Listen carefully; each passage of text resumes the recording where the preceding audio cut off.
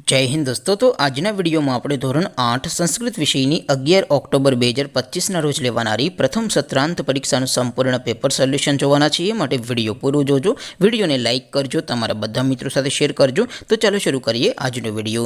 દોસ્તો ધોરણ 8 સંસ્કૃત વિષયની 11 ઓક્ટોબર 2025 ના રોજ લેવાનારી પ્રથમ સત્રાંત પરીક્ષાનું સંપૂર્ણ પેપર સોલ્યુશન પીડીએફ ફોર્મેટમાં ડાઉનલોડ કરવા માટેની લિંક આ વિડિયોના ડિસ્ક્રિપ્શનમાં આપેલી છે। તેના પર ક્લિક કરીને તમે ક્વેશ્ચન પેપરની અને संपूर्ण पेपर सोल्यूशन एम बने पीडीएफ ने सौथी पहला डाउनलॉड कर सको छो। अथवा तो दोस्तों पेपर सोल्यूशन पीडीएफ डाउनलॉड करवा माटे तमारे गूगल पर सर्च करवानुं छे www.mygkguru.in। आ वेबसाइट तमे सर्च करशो एटले जे पहली लिंक आवशे एना उपर तमारे क्लिक करवानुं छे। जेवुं क्लिक करशो एटले सोल्यूशन माटेनी mygkguru.in आ वेबसाइट ओपन थई जशे।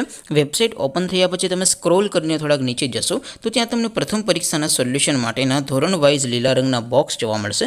दोस्तों અહીંથી તમે કોઈપણ ધોરણની બધા જ વિષયોની પ્રથમ પરીક્ષાના ક્વેશ્ચન પેપર અને તેના સંપૂર્ણ પેપર સોલ્યુશનની પીડીએફ ને સૌથી પહેલા ડાઉનલોડ કરી શકો છો।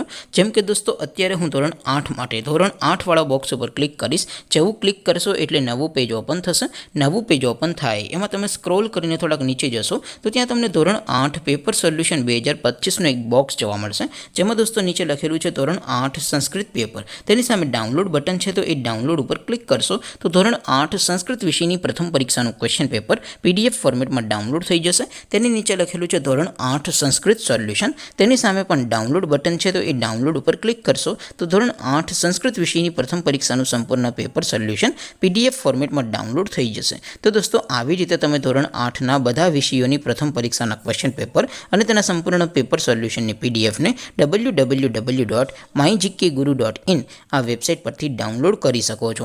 तेम छतां कोई क्वेरी होय, कोई प्रश्न न समजातो होय तो नीचे कॉमेंट करीने पूछी शको छो। अदरवाइज आपणे नवा विडियोमां मळीशुं, त्यां सुधी रजा आपो। आवजो दोस्तों। जय हिंद, वंदे मातरम।